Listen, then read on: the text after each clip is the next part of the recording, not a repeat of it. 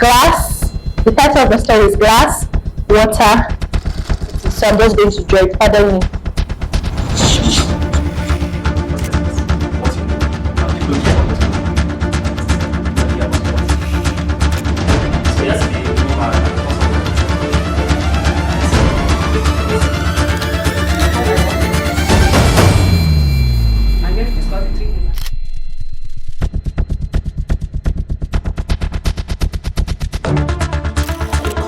I'm a interior designer, so I got a call from Lagos to do things.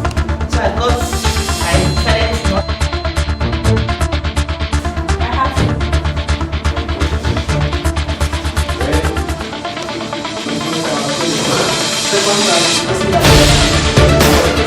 Just the full picture, I'll be like, oh my God, I don't know what I'm saying anymore.